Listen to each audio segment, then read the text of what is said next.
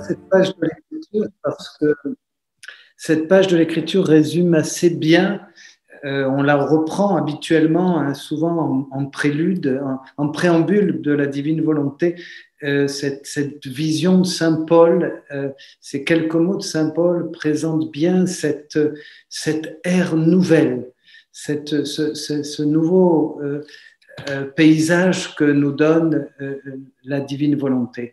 Et ce passage, vous le connaissez, je le reprends, vous l'avez dans les épîtres de Saint Paul aux Romains, chapitre 8, versets 22 et 23. En effet, verset 19 d'abord, Saint Paul dit « La création attend avec impatience la révélation des fils de Dieu. La création a été soumise au pouvoir du néant, non pas de son plein gré, mais à cause de celui qui l'a livré à ce pouvoir. » Donc, toute la création, nous voyons bien la création qui va être reprise et sauvée par la rédemption, la venue du Christ. Et ensuite, pourtant, elle a gardé, la création, l'espérance d'être elle aussi libérée de l'esclavage de la dégradation pour connaître la liberté de la gloire donnée aux enfants de Dieu. Cette libération, cette liberté, cette attente de la création et cette libération que reçoit toute la création, c'est le signe de cette réconciliation entre l'homme et tout le créé. Et ça, c'est l'œuvre de la divine volonté. C'est vraiment l'œuvre de la divine volonté qui permet cette réconciliation où l'homme retrouve toute sa dignité, tout son rôle et sa mission de roi dans toute la création. Voyez, donc je voulais reprendre ce passage de Saint Paul et puis cette petite référence de Saint Jean-Paul II. Nous, pardon, parce que nous sommes de la génération de Jean-Paul II. Il a marqué notre enfance, notre jeunesse, les premiers JMJ, j'en passe, vous voyez, et l'enthousiasme de ce prophète, de cet homme. Et moi, du reste, ma vocation, je la dois beaucoup je lui dois beaucoup. Donc, sans rentrer dans les détails. Alors, un jour, voilà ce qu'il dit. Je reprends ce passage vous pourrez la retrouver dans un discours qu'il a adressé qui s'appelle « À l'aube du troisième millénaire ». Et Saint Jean-Paul II dit ceci dans cette lettre apostolique. Il dit que l'humanité est au seuil d'un nouveau printemps qui apportera avec lui une redécouverte de la sainteté de l'Église et une époque nouvelle dans la vie de l'Église. Et je souligne parce que cette redécouverte de la sainteté de l'Église, ce n'est pas, comment dire, qu'il y a un passé et un présent et qu'on laisserait de côté ce qui a déjà existé, mais c'est un renouveau, une redécouverte. Vous voyez, j'aime bien le mot redécouverte parce que souvent on lit des choses, on écoute des textes et il y a une espèce d'habitude.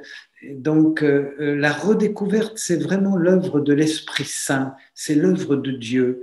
Et la divine volonté est un don, elle est vraiment un don.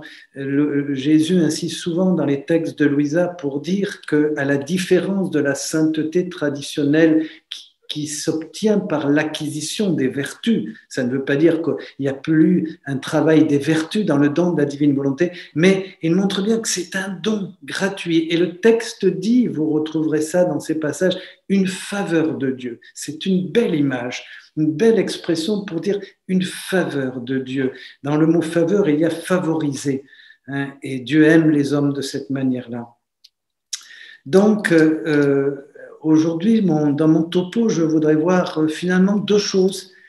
Quand je réfléchis sur le don de la divine volonté, je vois comme deux titres l'initiative du Créateur et la coopération de la créature. Voilà, je vois ça continuellement dans le livre du ciel. C'est un titre que moi je propose, donc c'est pas propre aux écrits de Jésus, simplement mon initiative personnelle, mais voilà, l'initiative de Dieu. Je m'aperçois que tout dans ce don de la divine volonté part de cette initiative.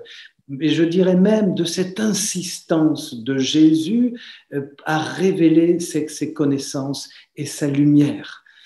Puisque la vie dans la divine volonté, ce n'est pas, on l'a dit plusieurs fois, un changement d'acte, mais d'intention.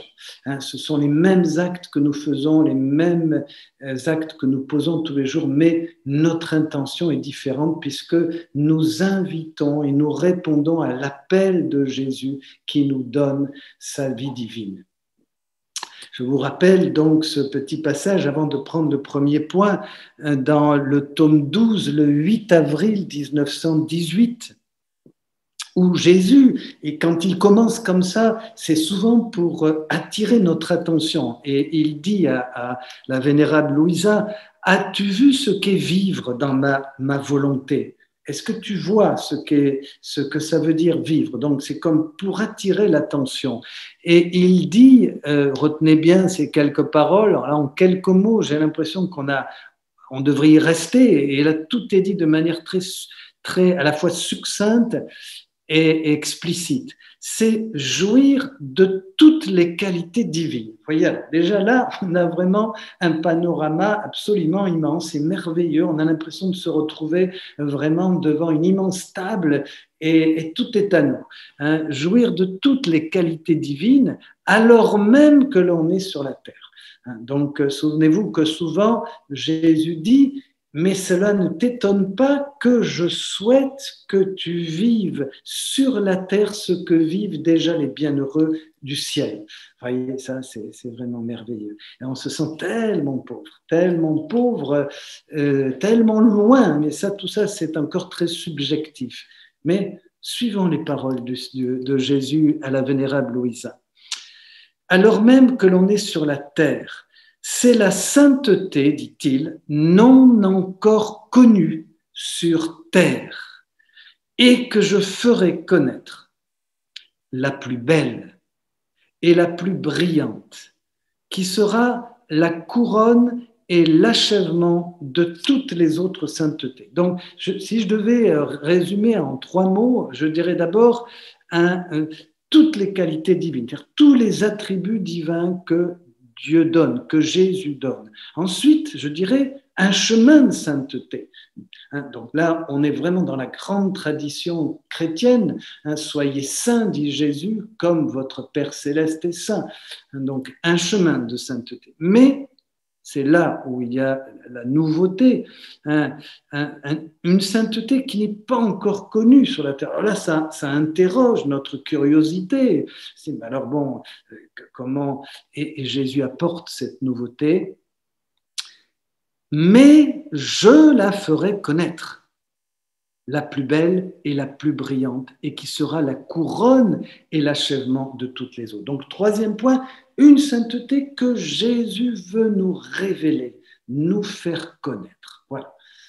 Donc, c'est justement à partir de là que tout commence dans notre itinéraire de notre chemin de connaissance de ce don et de ce prodige.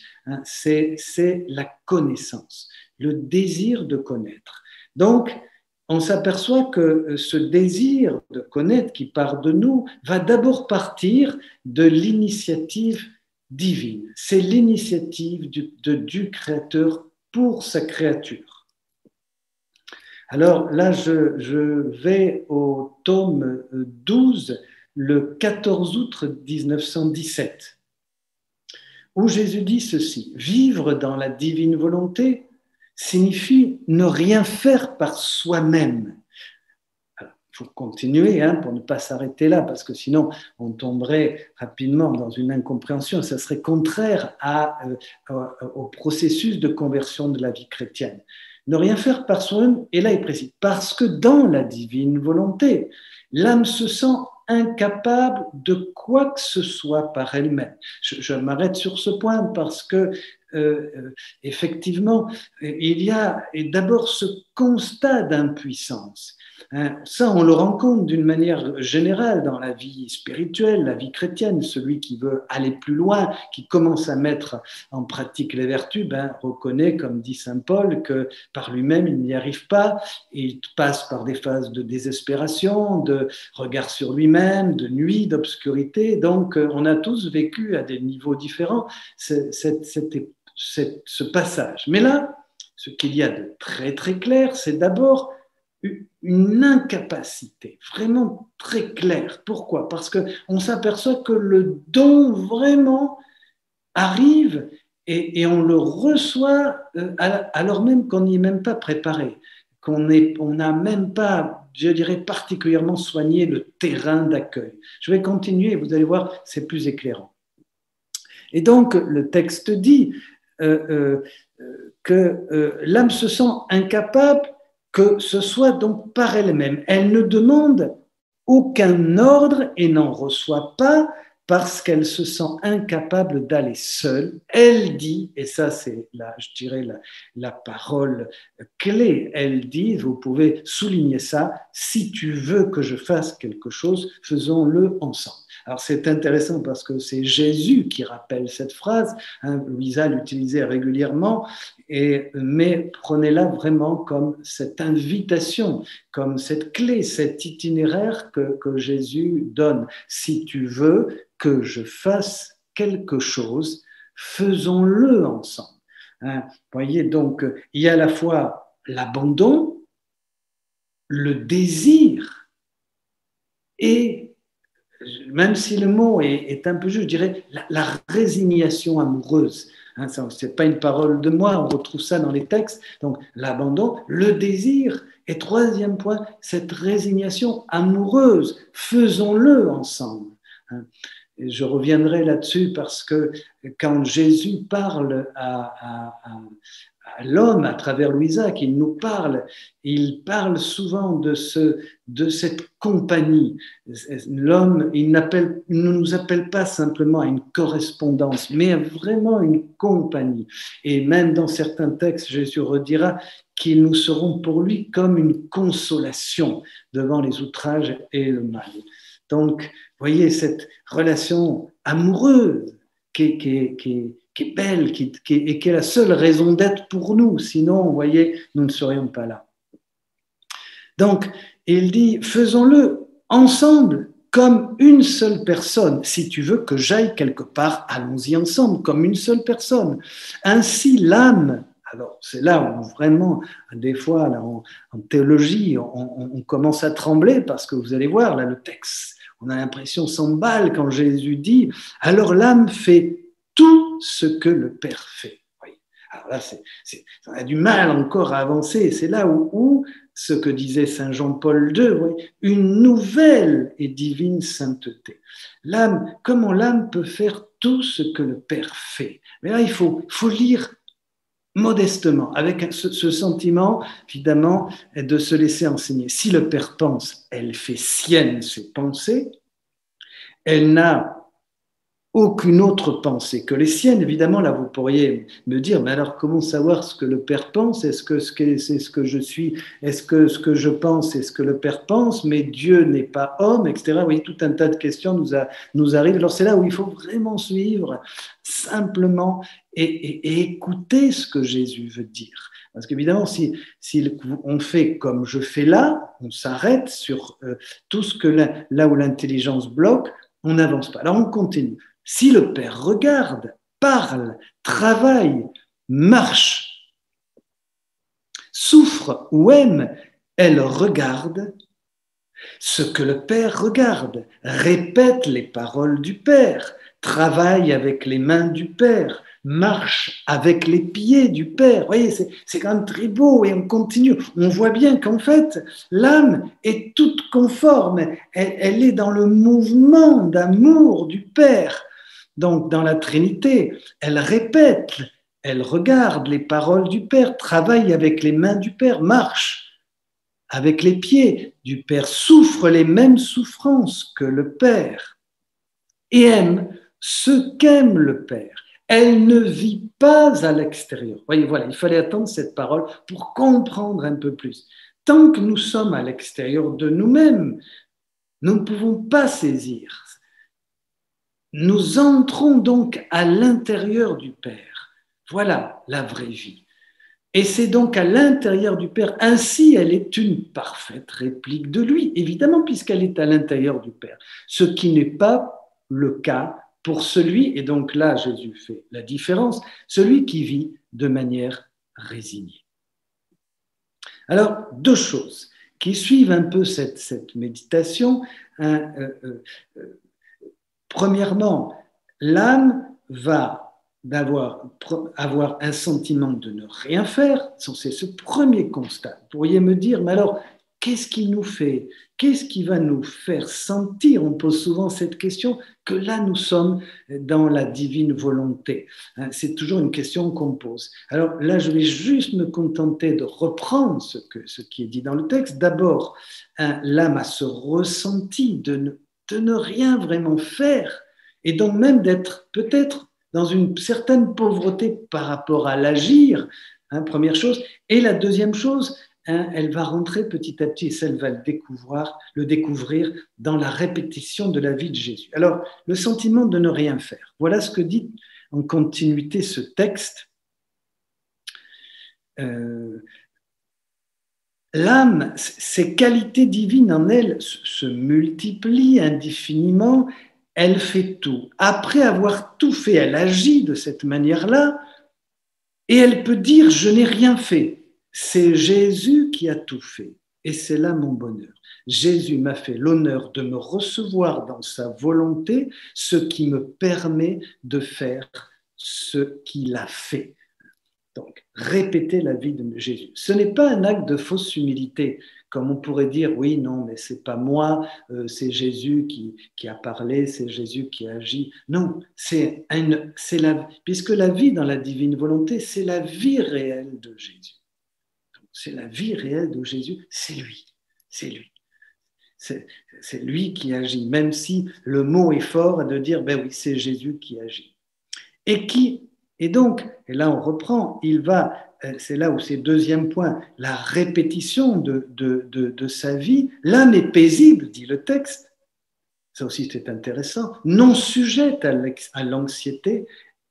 Elle n'aime pas une personne en particulier, mais elle les aime toutes divinement. Vous voyez là, déjà on est dans les fruits de ce don et de cette grâce. On peut dire qu'elle répète la vie de Jésus.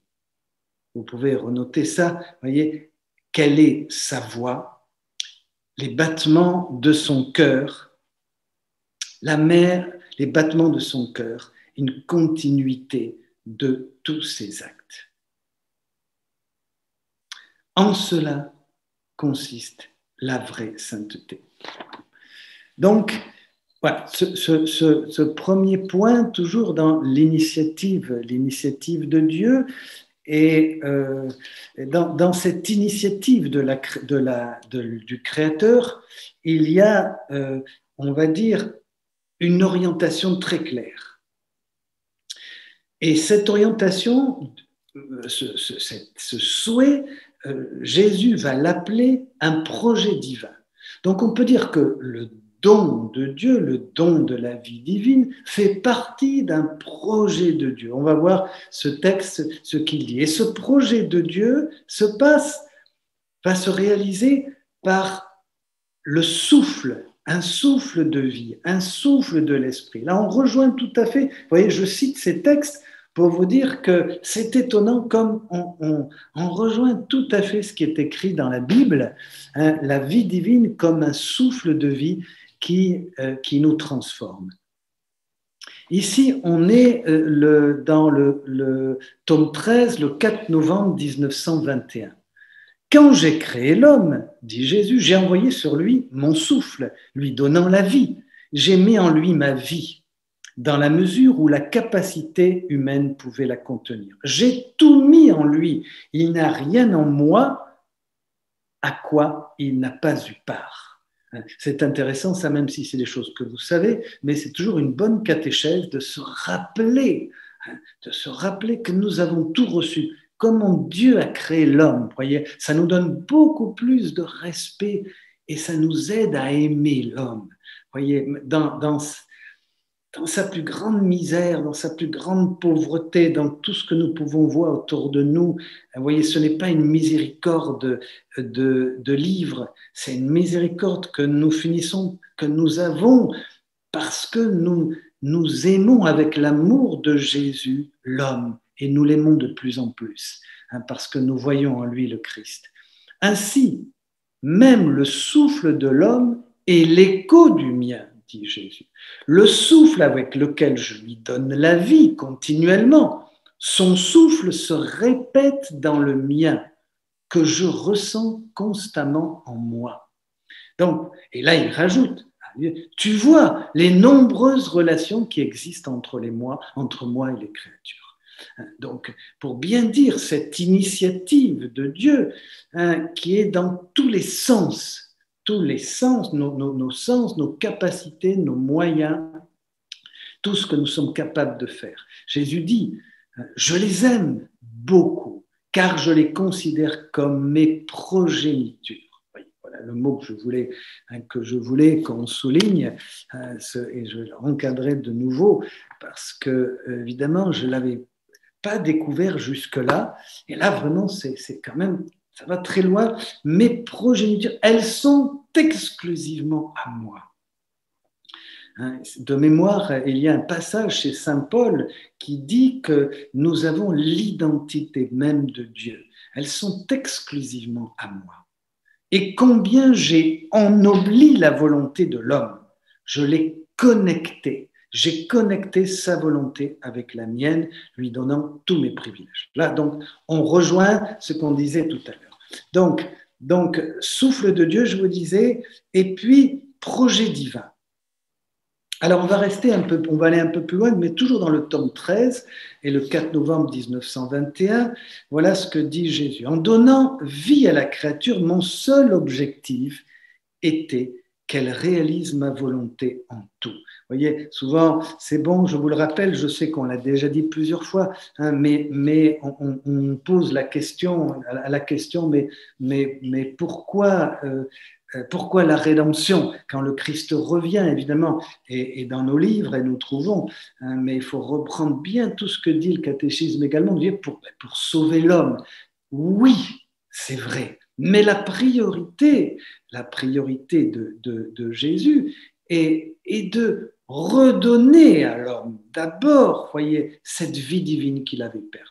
Donc, le don de la divine volonté, c'est pas un plus, une autre spiritualité qui vient par-dessus les autres, ou s'ajouter à tout ce qui a été révélé de beau et de grand, de saint, qui n'exclut pas la révélation. Il y avait une question d'un prêtre l'autre jour. Oui, non, la révélation, elle est accomplie. Mais il y a comme dit le catéchisme, il y a donc ces signes, ces messages, ces révélations, ces enseignements qui nous sont donnés et qui vont expliciter, pour reprendre le mot du catéchisme, expliciter, non pas changer, mais expliciter, nous aider, nous, à mieux comprendre. Et là, dans ce don, cette nouvelle sainteté, voilà ce que dit Jésus. Mon seul objectif était donc qu'elle réalise ma volonté en tout.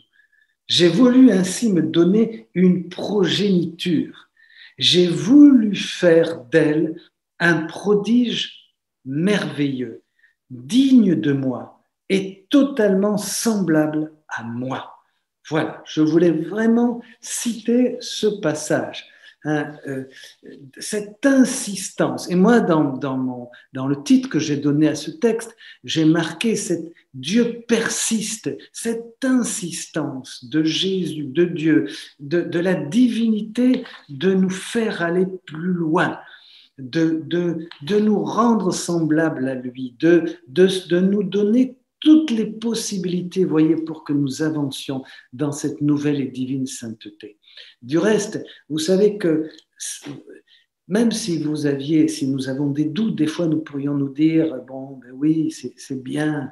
Mais moi, ce qui attire beaucoup mon attention, c'est c'est cette répétition chronique de Jésus qui exprime une douleur. Cette douleur qu'il a de voir que vous et moi, si je vais me permettre de dire ça, eh bien, nous sommes en retrait encore, nous sommes loin, nous sommes encore à patauger, à avancer timidement dans ce don. Vous voyez, un peu plus loin, Jésus dit, mais hélas, la volonté humaine a choisi de s'opposer à la mienne. Vous voyez, c'est clair. C'est pas qu'on a du mal à arriver, c'est que carrément, il y a opposition. Tu vois, rien ne peut être accompli dans l'isolement. Tu as des yeux, mais tu n'as pas de lumière externe pour t'éclairer. Tu ne peux voir quoi que ce soit. Tu as des mains, mais tu n'as pas ce qu'il faut pour travailler.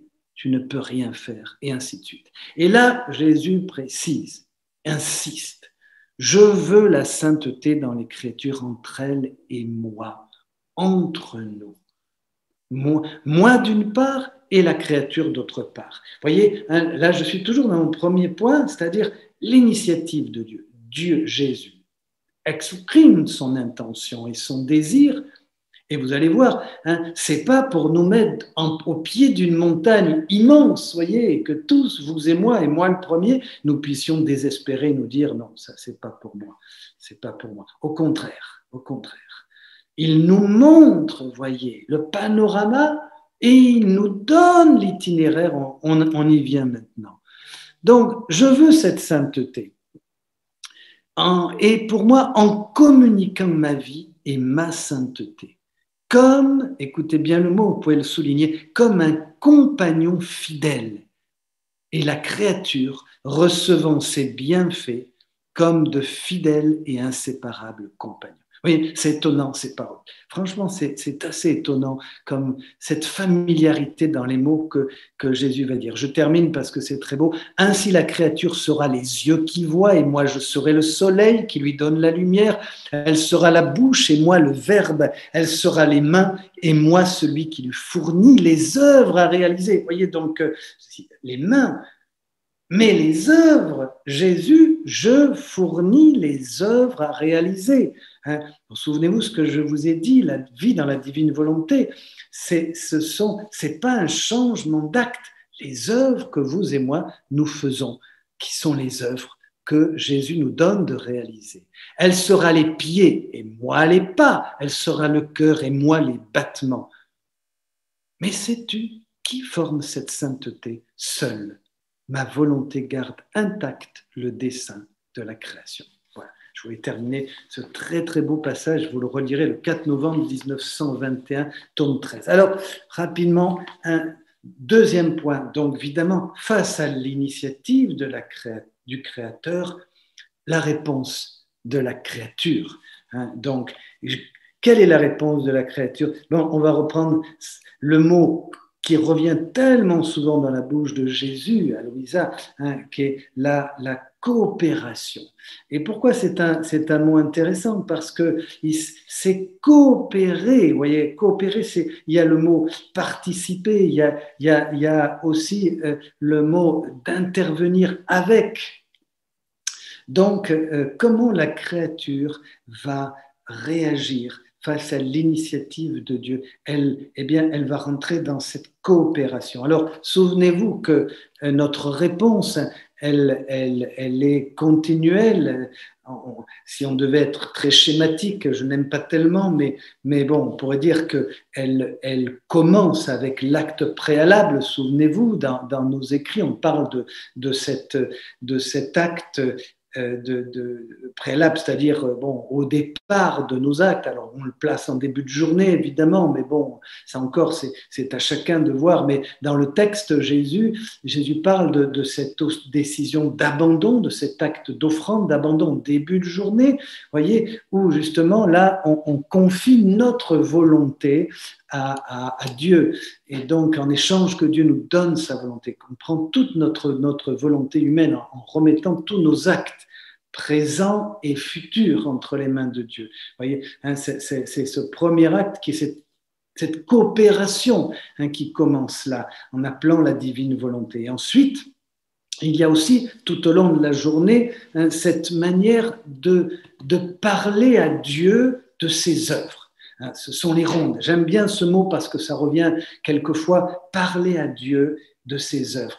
Et Jésus dit, tu seras le narrateur de ma vie, le narrateur de ma création. C'est-à-dire vraiment ces merci, cette offrande de toute la création, de tout ce qui nous arrive, de la rédemption, voyez, de tout ce que nous pouvons vivre. Cette manière de redonner à Dieu ce qui est à lui, ce qui lui appartient.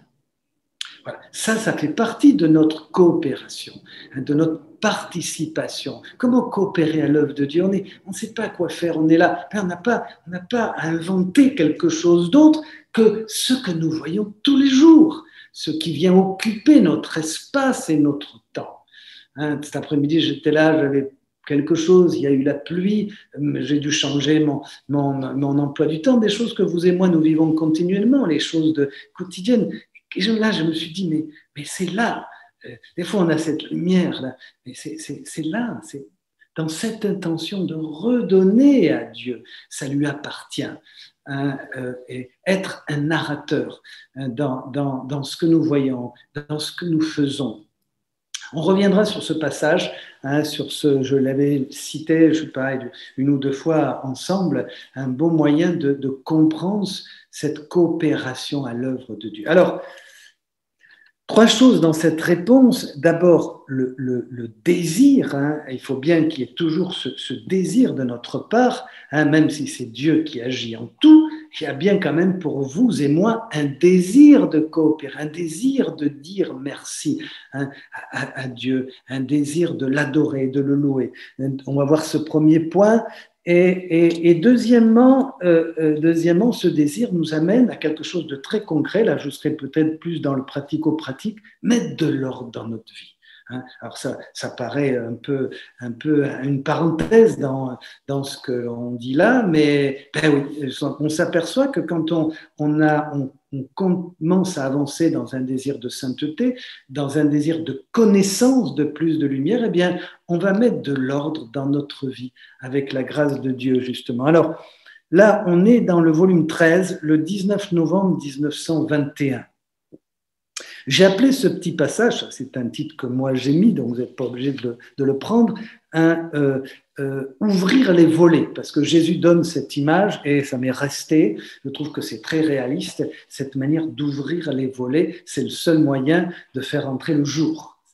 Donc, voilà comment commence le texte. Pensant à ce que Jésus m'avait dit, je me disais, comment cela peut-il être mis en pratique? Vous voyez, on aime bien ce genre de paroles. Ça, c'est vrai que ça, quand on voit, nous qui sommes toujours dans le désir de comment qu'on peut faire, comment on va faire, quelle est la on est tellement, vous voyez, alors là, on ne peut pas dire que là, on est sur vraiment, on a quelques perles là que j'en ai envie de dire merci Louisa, là, que tu nous permets d'avancer parce que nous aussi, on se serait posé les mêmes questions. Jésus revenant ajouta, ma fille, connaître ces vérités. Il est nécessaire qu'il y ait le désir et la volonté de les connaître. Voilà, premier point. Désir et volonté de les connaître. Pas à chercher autre chose. Vous pouvez vous dire, est-ce que vraiment j'ai le désir? Des fois non, des fois je ne l'ai pas. Alors, je dois me poser la question, pourquoi? Peut-être je l'ai moins.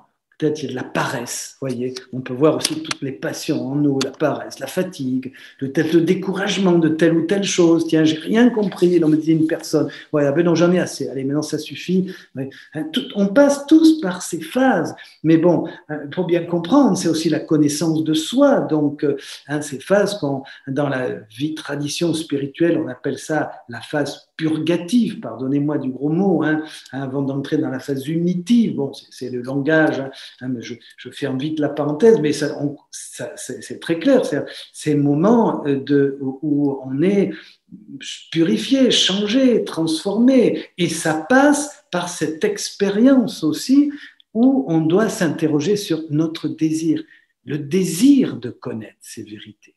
Et là, Jésus donne cette très belle image, donc je la cite telle qu'elle. Imagine une pièce dont les volets sont fermés, quelle que soit l'intensité du soleil à l'extérieur, la pièce reste toujours dans la noirceur. L'acte d'ouvrir les volets indique qu'on désire la lumière, évidemment.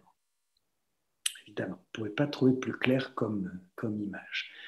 Mais même cela est insuffisant. Alors, retenez bien ça, moi j'ai vraiment pris ça pour moi.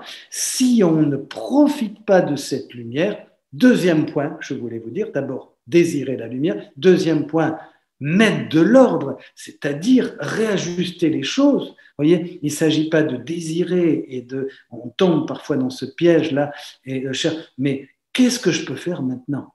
Qu'est-ce que ça va changer dans ma vie? Qu'est-ce que je dois enlever, éclairer, purifier, transformer? Voilà. Jésus dit, l'acte d'ouvrir ne suffit pas seulement.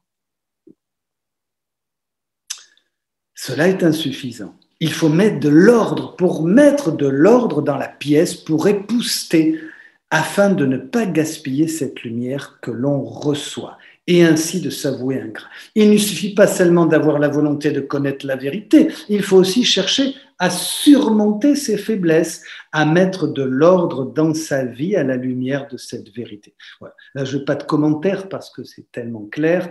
Il faut se mettre à la tâche, de telle sorte que la lumière de la vérité qu'on a absorbée brille dans sa bouche, ses mains et son comportement. Retenez les trois mots, parce que là, c'est quand même le minimum. Évidemment, la bouche. Hein. Un saint, je ne sais plus quel père de l'Église, et c'est aussi Saint Jean Chrysostome, donc, disait, mais Dieu ne nous a pas donné une bouche pour que nous nous déchirions, mais pour que nous puissions adorer et louer Dieu. Hein. Donc, évidemment, mettre donc de l'ordre. De l'ordre de ce point de vue-là, et donc les trois niveaux des sens, évidemment, donc la bouche, les mains, évidemment, en lesquelles on fait toutes choses, toutes les tâches qui nous sont et qui passent par nos mains, c'est l'agir, hein, et le comportement. Et dans le comportement, il y a toutes les passions, toutes nos passions qui agissent à travers notre comportement. Donc, ces trois niveaux mettent de l'ordre.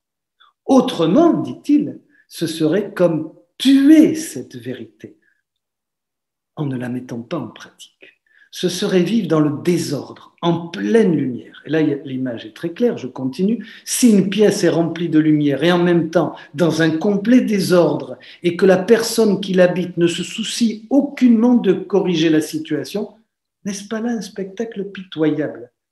Il en est ainsi de la personne qui connaît les vérités, mais ne les met pas en pratique.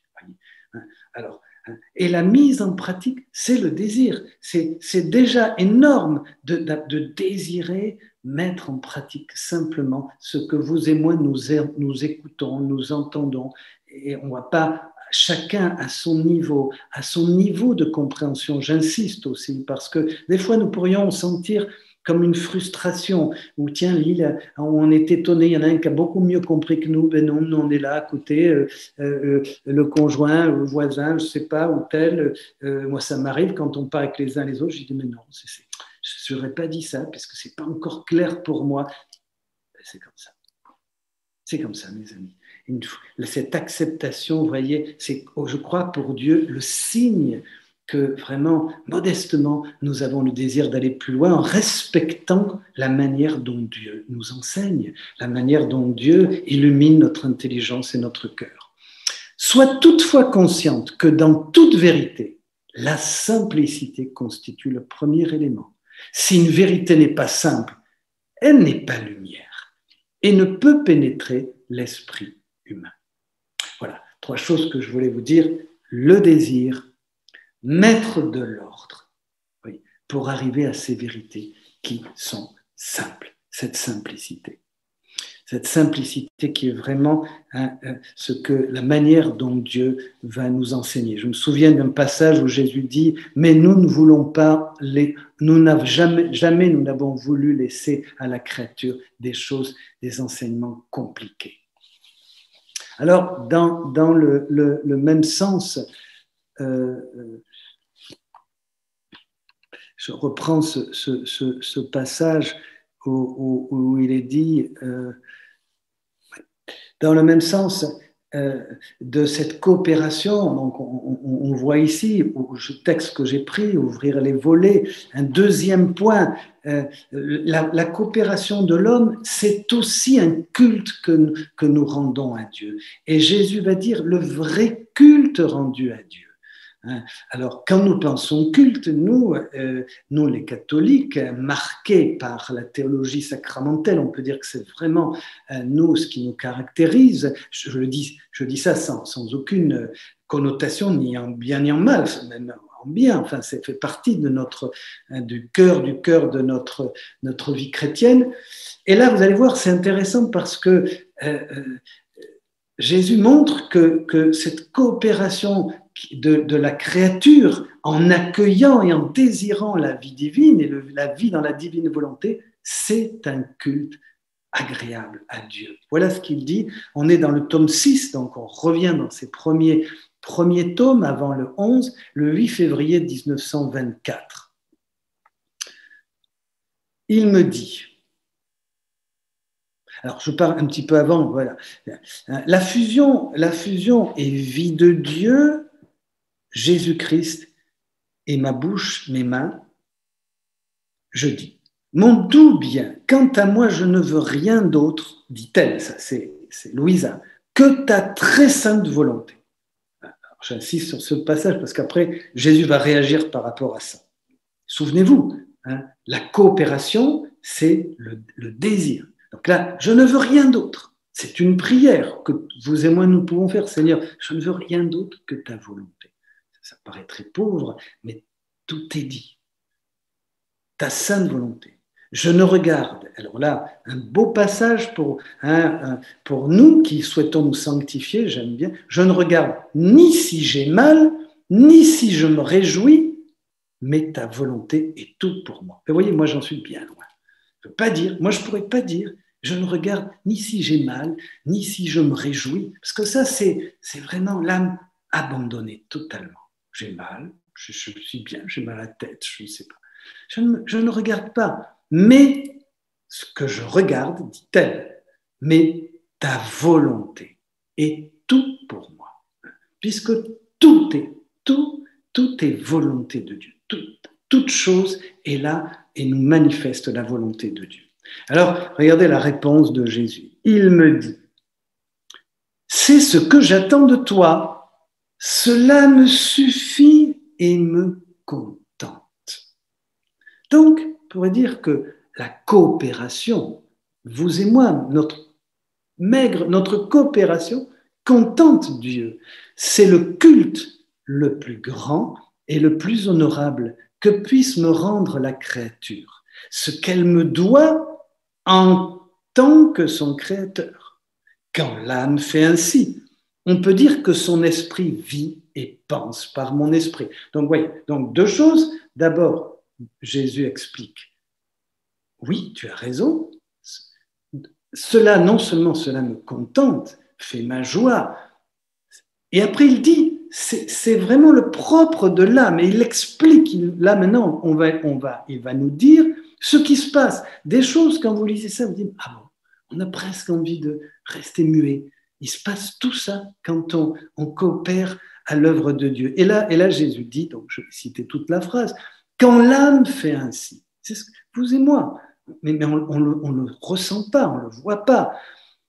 On peut dire que son esprit vit et pense par mon esprit, que ses yeux regardent au moyen de mes yeux, que sa bouche parle au moyen de ma bouche, que son cœur aime au moyen du mien, que ses mains opèrent par mes mains, que ses pieds marchent par mes pieds. Je peux lui dire, tu es mon œil, ma bouche, mon cœur, mes mains et mes pieds. De son côté, l'âme peut dire, Jésus-Christ est mon œil, ma bouche, mon cœur, mes mains et mes pieds. En se maintenant dans cette union, dit-il, non seulement, donc c'est union, c'est fusion, non seulement par sa volonté, mais par tout son être, l'âme, quand elle mourra, n'aura plus rien à purifier. Ah, c'est là où il dit évidemment la voie directe, car le purgatoire ne touche pas ceux qui vivent en dehors de moi, complètement ou en partie, évidemment. Donc là, c'est ce passage direct, évidemment, puisqu'il y a une coopération totale. Donc, lisons ça, accueillons ce passage, tome 6, 8 février 1904. Voyez, relisez-le parce que c'est des passages qu'il faut lire, méditer et voir comment ici, en 3 mots, Jésus à la fois montre que c'est cette union, ce désir de vivre dans la volonté le contente. Il va dire que c'est le culte le plus grand, le plus honorable.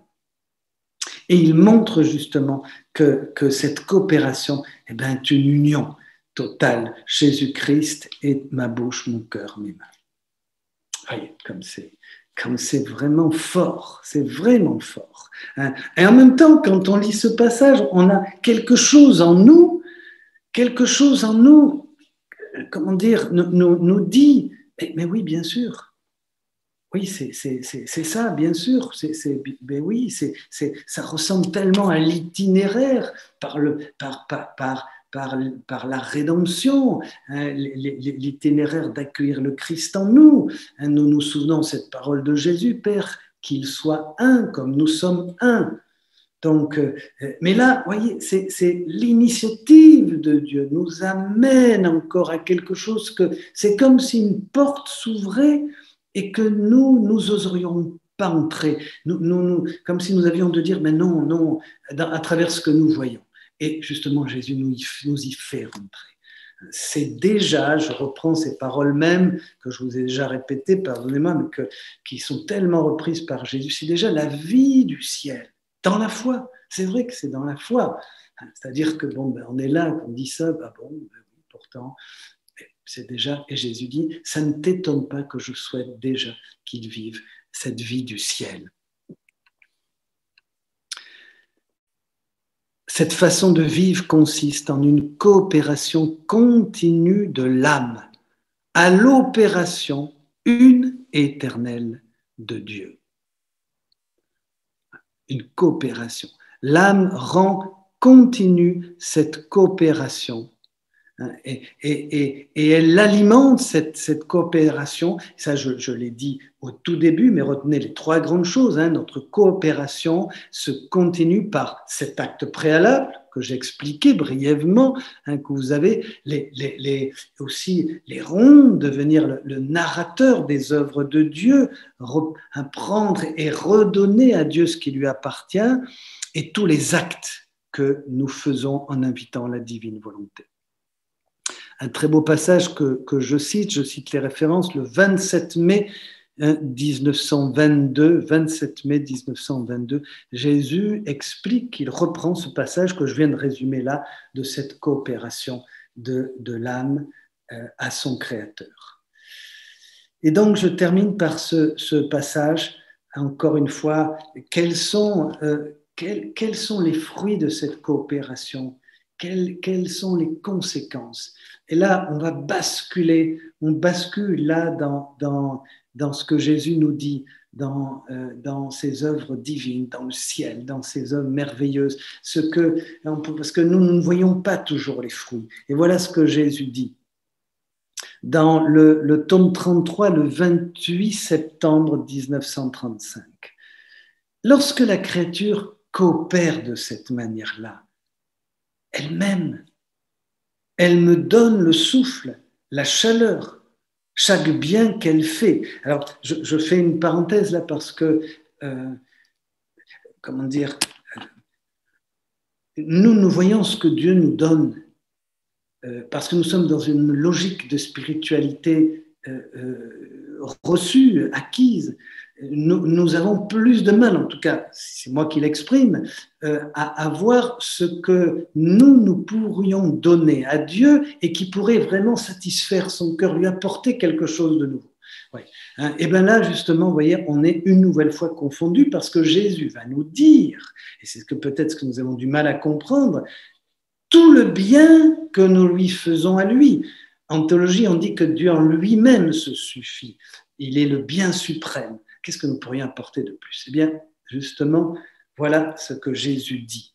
Lorsque la créature même, elle me donne mon souffle, la chaleur, chaque bien qu'elle fait, si elle prie, si elle souffre pour moi, alors elle me fait grandir. Aussi, son commentaire. Elle me donne le mouvement. Elle contribue à me former dans son âme. Alors ça, on peut le comprendre effectivement. Tout acte fait en appelant la divine volonté contribue, et c'est une croissance, à former Jésus dans notre âme. Si bien que si elle ne m'aime pas, si elle ne me donne rien, et je ressens le manque de souffle, de chaleur, de nourriture, et je ne grandis pas, évidemment, ça on peut le comprendre. Hélas, dans quelles conditions me place mon amour et l'ingratitude de la créature? Mais si elle me donne le bien de me faire grandir en me laissant remplir toute son âme de ma vie se développe en elle. Je marche avec ses pieds, je travaille avec ses mains, je parle avec sa voix, je pense avec son esprit. C'est beau. J'aime dans son cœur et je suis heureux. Ça, j'aime bien ce petit supplément. Il n'y a que le Christ pour ajouter « je suis heureux ». C'est tellement humain. Et je suis heureux. Combien, alors il insiste, combien je suis heureux avec cette créature. Elle n'est plus alors, elle n'est plus alors qu'un voile qui me recouvre. Je suis le propriétaire, je suis l'acteur, je forme mon champ d'action. Je peux faire ce que je veux. Ma divine volonté répète continuellement son fiat omnipotent. C'est-à-dire ma divine volonté règne continuellement dans cette âme. Finalement, l'âme devient un oui à Dieu. Elle devient un oui à Dieu continuel dans toutes ses œuvres, dans ses pensées, dans ses actes. Vous voyez, et notre vie est souvent, on oscille entre ce non, peut-être pas un non verbal, un non qui va être de nos attitudes, de nos passions exprimées à Dieu, et ce oui, et ce fiat. Voilà, mes amis, quelques mots, je vais arrêter là sur ce petit topo assez succinct sur ces deux titres qui m'ont paru assez, ça résume pas tout, mais en tout cas de la divine volonté de ce don comme un dialogue entre cette initiative divine et la coopération, je l'ai appelé comme ça, et la coopération de la créature. Et en même temps que je vous dis ça, je pense, on dit que la Bible est un dialogue d'amour entre Dieu et l'âme. Vous voyez, donc ce don de la divine volonté est bien une continuité je dirais, de ce point de vue-là, de cette relation d'amour, de toute manière, qui existe et existera jusqu'à la fin des temps. Voilà, quelques mots pour aller plus loin et dans la foulée, on peut continuer ce passage qu'on avait commencé à lire, Cathy, ces 2-3 textes que nous avions déjà prévus, qui étaient en attente. D'accord. Attends, je vais mettre la vidéo. Donc en fait, oui, il y avait un texte qui parlait des souffrances d'amour de Jésus, plus douloureuse que sa mort physique sur la croix, ou bien comment tous les divers attributs ont pour fonction de former la nouvelle petite mère de leur qualité dans l'âme. Chacun des attributs. Oui, alors ce passage, on va plutôt prendre celui-là, oui, effectivement. Oui, c'est le tome 20, donc au 20 novembre 1926. Tome 20. Alors, on y va. Comment tous les divers attributs ont pour fonction de former la nouvelle petite mère de leur qualité dans l'âme. Comment chacun a un mouvement. je faisais ma ronde habituelle dans la création pour y suivre les actes de la suprême volonté. Et mon toujours aimable Jésus, me laissant entendre sa douce voix, dans chaque chose créée, me dit « Qui est celle qui appelle mon amour afin qu'il puisse descendre en elle, ou que son propre amour puisse monter dans le mien pour s'y fusionner et ne former qu'un seul amour, en lui donnant le champ d'action pour faire se lever dans l'âme la nouvelle petite mère de son amour. Car l'amour triomphe et célèbre lorsqu'on lui donne une ouverture et son champ d'action. En arrivant dans le soleil, dans les cieux, dans la mer, j'entendais sa voix qui disait « Qui appelle ma lumière éternelle, ma douceur infinie, mon incomparable beauté, mon inébranlable fermeté, mon immensité, afin de former leur cortège et de leur donner le champ d'action pour faire se lever dans la créature autant de mers de lumière, de douceur, de beauté, de fermeté, pour leur donner… » C'est très intéressant ce passage, pardon. Je finis. La satisfaction de ne pas être oisive, je vais juste au bout de la phrase, ouais. Mais de se servir de la petitesse de la créature pour y enclore toutes leurs qualités. Qui est-elle? Ah, c'est la petite fille de notre volonté. Voilà. Oui, mais justement parce qu'il y a les trois niveaux que l'on retrouve dans ce mouvement, si on peut dire, l'appel, qui m'appelle, dit Jésus. Donc, l'appel, c'est la coopération, c'est-à-dire, c'est parce que chez Louisa, et là, il explique, c'est son don, c'est-à-dire cette prière qu'elle faisait en présentant à Dieu, en redonnant à Dieu, et en lui redonnant à la fois la création, la rédemption, les œuvres de sanctification, donc le sens de cette prière qui sont actives. C'est une vraie vie active, la prière dans la divine volonté de cette manière-là, hein, cette manière de rendre à Dieu ce qui lui appartient. Et c'est intéressant de voir la réaction, la parole de Jésus qui m'appelle, évidemment. Hein, donc, Jésus, il y a cette attirance sur cette prière qui est la prière dans la divine volonté. Est-ce que le paragraphe continue après pour reprendre Oui. Si il y a une suite, oui. On peut prendre cette même suite. Très long d'ailleurs, en vérité, mais… Ou moins sur les deux, je n'ai pas le livre là, donc les deux paragraphes qui suivent, le paragraphe qui suit un morceau pour aller plus loin. Alors, puis, après l'avoir entendu dire en chaque chose créée, qui m'appelle, mon doux Jésus sortit de moi et me serrant contre lui, il me dit, ma fille, lorsque tu parcours ma volonté pour y trouver chaque chose créée, tous mes attributs entendent ton appel et entrent en jeu pour former l'un après l'autre la petite mère de leur qualité. Oh, combien ils triomphent en se voyant actifs et capables de former chacun sa propre petite mère. Mais leur plaisir s'accroît de pouvoir former dans la petite créature leur mère d'amour, de lumière, de beauté, de tendresse et de puissance. Ma sagesse agit en artisan talentueux et avec une merveilleuse ingéniosité pour placer ces qualités immenses et infinies dans la petitesse. Oh, combien l'âme qui vit dans ma volonté s'harmonise avec mes attributs. Chacun d'eux assume sa fonction pour établir sa qualité divine.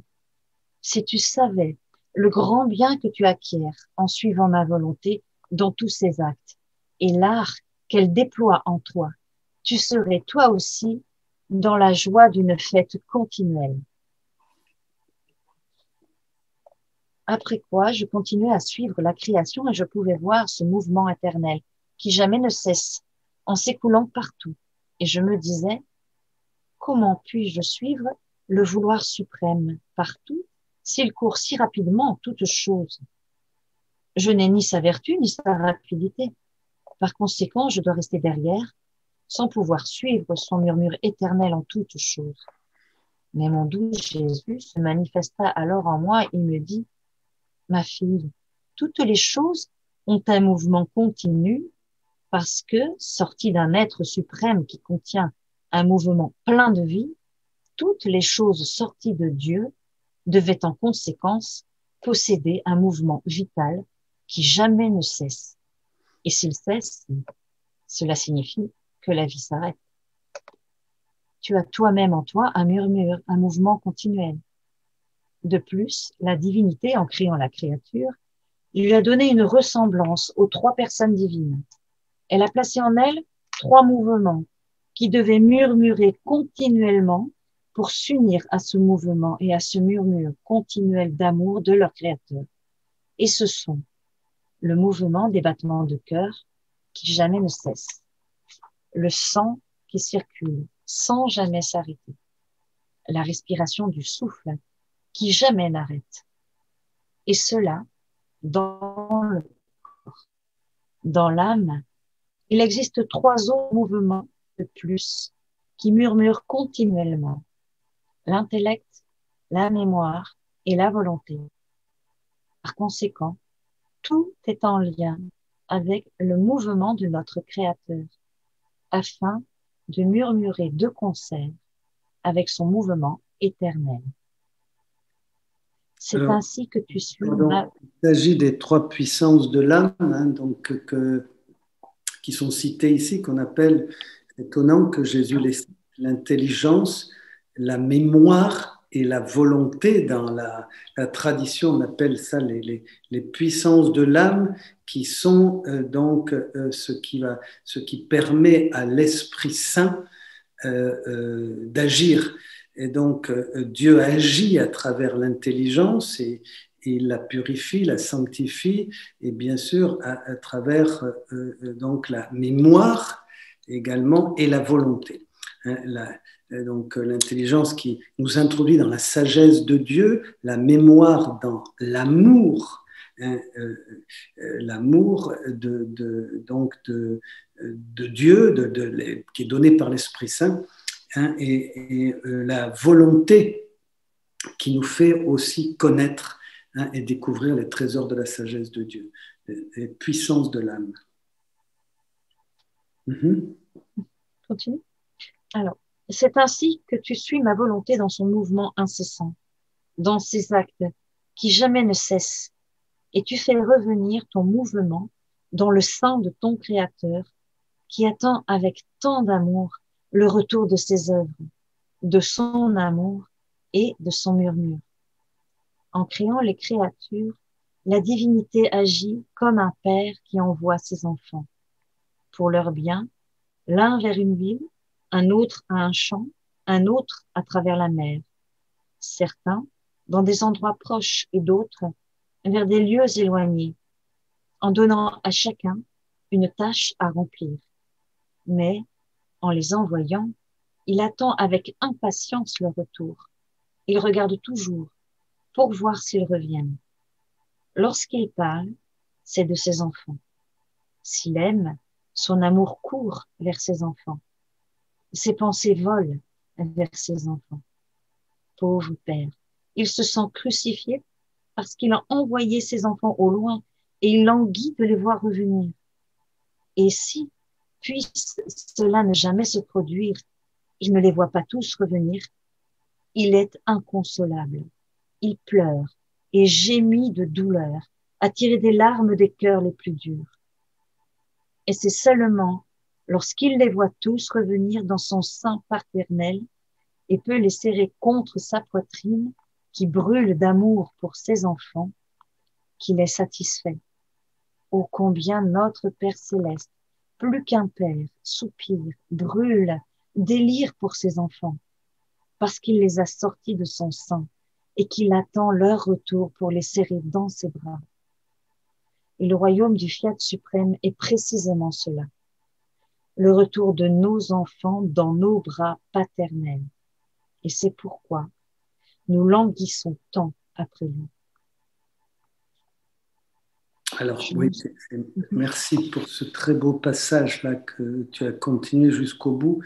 Et on comprend bien donc notre retour, en fait, la vie, le don de la vie est une offrande, est un retour dans les bras du Père. Mais le retour dans les bras du Père, ça passe justement par l'accueil de ce don de la divine volonté qui va faire que nous allons en chemin retrouver ce pourquoi nous avons été créés dans, comme dit saint Paul, de la même identité que le Père au rang auquel Dieu nous a créés. Et donc, on voit vraiment bien. Alors, c'est très beau l'image que prend ici l'image du Père, parce que spontanément, je pense que vous avez pensé comme moi à l'image de l'enfant prodigue. Et donc, vous savez, ce beau passage dans l'Évangile où on voit le Père en attente. Il y a un très beau commentaire de saint Augustin aussi qui dit que le Père, on l'imagine bien tous les jours, continuellement, le matin, était là à la porte à chercher. Et c'est vraiment cette belle image de ce retour, en fait. Donc, notre chemin, là, aujourd'hui, tous ensemble, là, dans cette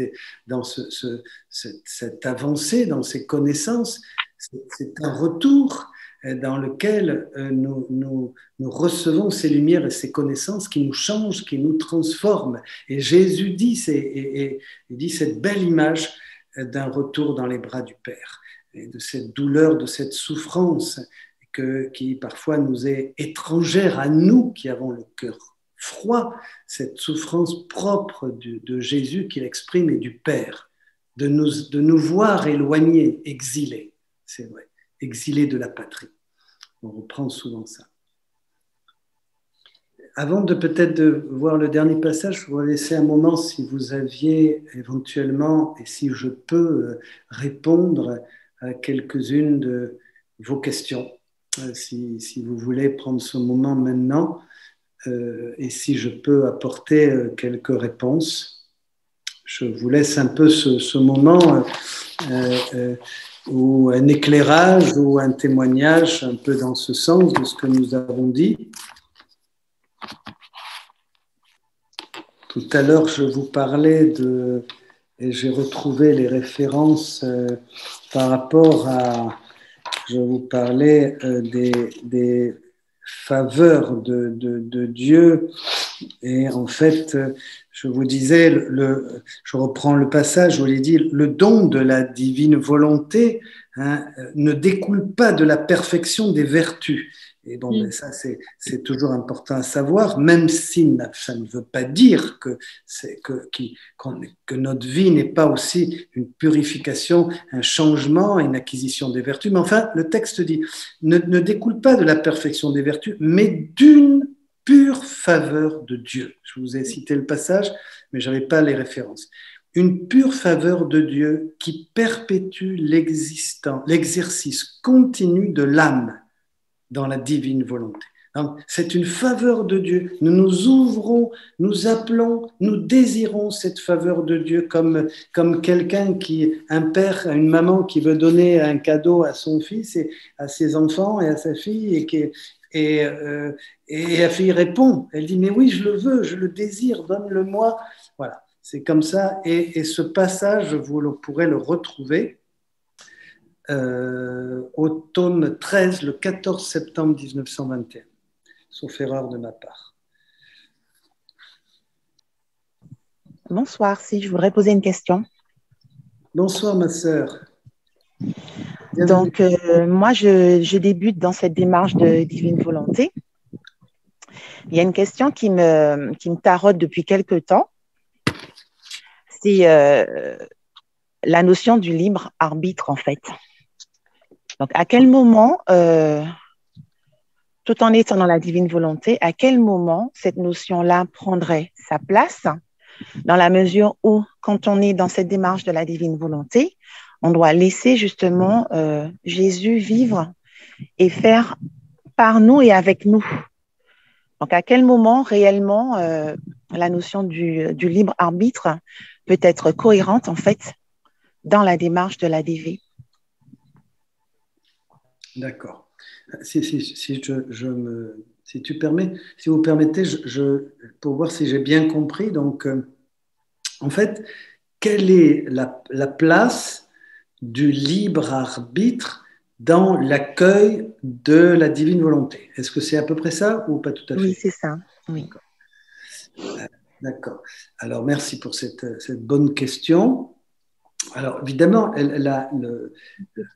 pour resituer l'expression du libre arbitre, justement, il faut le regarder comme un don divin. C'est vraiment un don de Dieu. Et c'est ce qui nous différencie avec une marionnette, par exemple, un robot. On est bien d'accord. Et donc, un robot, une marionnette. Donc, notre libre arbitre prouve déjà, il faut déjà resituer ça pour bien comprendre, prouve que quelqu'un nous a dotés de cette possibilité du choix. Et que donc, on peut dire, c'est ce libre arbitre en nous, quelle que soit la manière dont il agit en bien ou en mal, est révélateur de quelqu'un de plus grand que nous, et qui nous a dotés d'un pouvoir immense. Donc, on peut déjà entrevoir dans le don du libre arbitre l'amour.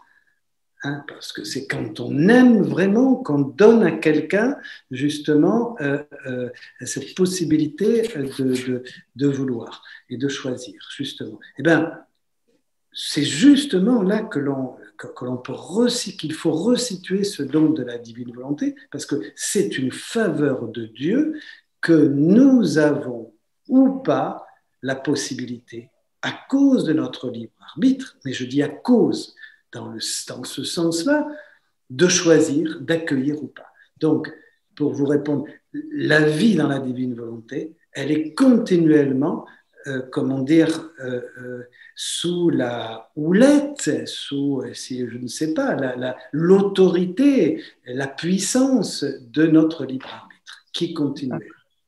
Et c'est ça, si je devais reprendre la parole de Jésus tout à l'heure, dans lequel il dit « Mais chaque fois que l'âme me rend ce culte, elle me contente. » Qu'est-ce qui contente Dieu? C'est que vous, grâce à ce libre arbitre qui fait que vous auriez pu dire non, vous dites oui. D'accord. Très bien. D'accord. Je vous remercie.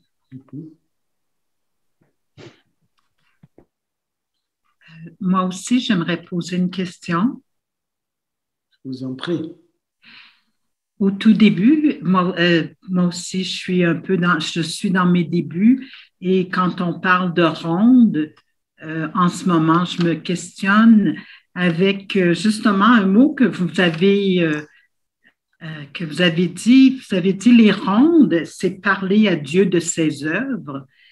Être un narrateur, c'est là que, pour moi, j'ai besoin que ce mot-là soit approfondi parce que être un poète, j'aurais compris, être en relation, parler à Dieu, tout ça, ça va être en dialogue. Mais quand on dit narrateur, là, c'est comme un peu, pour moi, défiler plein de compliments sans trop être je sais pas, il y a quelque chose que j'aurais peut-être besoin d'entendre sur ce mot, être un narrateur. C'est ce que vous avez dit au tout début. Qu'est-ce que j'ai pas dit? Merci pour votre question. Alors, d'abord, je vais resituer bien le mot parce qu'il n'est pas de moi. Et si je me trompe, à l'occasion d'une de nos rencontres, peut-être là, il y a quelques mois, j'ai évoqué le passage. Je regrette, de madame, de ne pas retrouver, là, je n'ai pas en mémoire le texte que j'ai lu, dans lequel c'est Jésus lui-même exprime et va donner ce titre de narrateur. Et, donc, de mémoire, à celle qui, en parlant à Louisa, qui justement, et en lui demandant, et en exprimant ce qui est devenu sa vie, c'est-à-dire de lui parler de ses œuvres et donc de ces merci, ces remerciements que Louisa faisait, hein, en parlant de la créature ou en se resituant, comme elle le dit, à un moment donné, je revoyais l'acte premier de la création de Dieu pour l'homme quand Dieu crée l'homme. Vous voyez, elle entrait dans cet acte premier que vous et moi, nous pouvons faire chacun avec son cœur, son intelligence, son désir, sa volonté, réoffrir à Dieu, redonner à Dieu ce moment et lui dire merci, où Dieu a créé l'homme avec ce génie de le rendre, qu'on a du mal d'ailleurs à sa ressemblance, l'homme le plus ressemblant à Dieu. Eh bien, c'est là où Jésus reprend et lui dit, mais de cette manière-là, tu seras pour moi le narrateur. Hein, dans ce sens, évidemment, non pas, vous avez dit, mais c'est une bonne image que vous avez dite finalement, vous dites ça vous fait comme un défilé, mais c'est une bonne image puisque Jésus lui-même prend ce mot. Hein, donc, vous voyez, c'est pour ça que je me suis autorisé à le resituer, et c'est une bonne image parce que c'est ce défilé, pour reprendre votre mot, qui justement est cette prière, que Jésus va. On redonnera avec Cathy, si vous voulez bien retrouver le texte, qui devient cette prière qui réjouit Dieu, qui réjouit son cœur, qui réjouit son âme. Voyez, hein. Alors, en même temps que vous posiez la question, j'ai trouvé aussi un autre passage dans lequel Jésus parle. C'est le 6 novembre 1929 où Jésus dit que l'âme ainsi me parle de mes œuvres. Vous voyez, c'est assez beau de la part c'est intéressant aussi comment l'âme me parle de mes œuvres. Comme si moi je disais, voilà, j'ai fait ça, etc. Tiens, voilà, ou un maçon qui va dire, j'ai construit cette maison, et puis les habitants lui parlent de la manière dont il a construit, etc. et ce qu'il a fait. Et ça, c'est assez intéressant. Un peu plus loin, il redit aussi que l'âme parcourt donc la création. Donc ça rejoint un peu aussi votre question. Vous parlez du défilé. L'âme parcourant la création pour louer Dieu comme centre de tout ce qu'il a créé et fait pour l'humanité.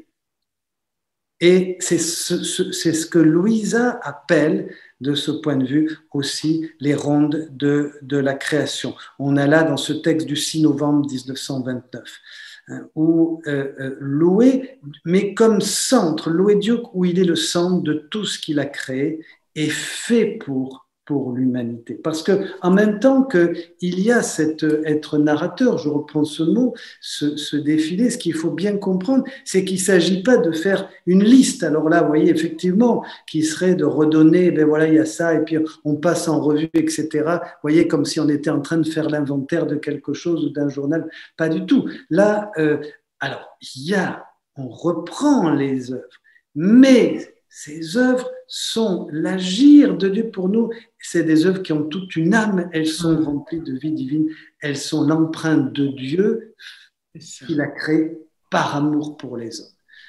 Hein? Père Jean-Jacques, je ne veux pas vous couper, j'ai trouvé le passage, en tout cas, je ne sais pas s'il y en a plusieurs, là, mais c'est dans le tome 26, le 12 mai 1929. Ça dit « Celle qui vit dans le divin fiat est la narratrice des œuvres divines ». Ben, allez-y alors, si vous pouviez lire ce passage, ce paragraphe, pour nous tous, ça va être très intéressant, s'il vous plaît. Oui. Poursuivant mon abandon dans le divin fiat, je suivais ses actions dans la création. J'avais l'impression, en m'unissant à ces actes, que je faisais tantôt un acte de lumière, tantôt un acte d'immensité, tantôt un acte de puissance, et ainsi de suite. Je faisais cela, alors mon toujours aimable Jésus se manifestant en moi me dit, « Ma fille, celle qui vit dans ma divine volonté et suit ses actes devient la narratrice de toutes nos œuvres. Ainsi, lorsque tu vas dans le soleil pour répéter avec ma volonté ce que j'ai fait en créant le soleil, tu agis pour nous en narratrice de l'histoire de sa lumière. » Là, c'est un long passage, là. Oui. Mais il y a comme d'autres points pour dire en murmurant à notre oreille, tu es pour nous comme la narratrice de la lumière, tu nous glorifies au point de nous donner un soleil de gloire. Puis là, il donne d'autres exemples par rapport à la narratrice des cieux, la narratrice qui raconte l'histoire de la mer, etc. Là. Fait que c'est très, très beau. Au tome 26, je peux le redire, le 12 mai 1929. Merci. Merci beaucoup, Catherine. Oui, voilà. Ben voilà, madame, vous avez pour ce passage 12 mai 1929. Merci beaucoup. Ça m'a aidé beaucoup à mieux comprendre. J'ai reçu des bonnes lumières. Merci.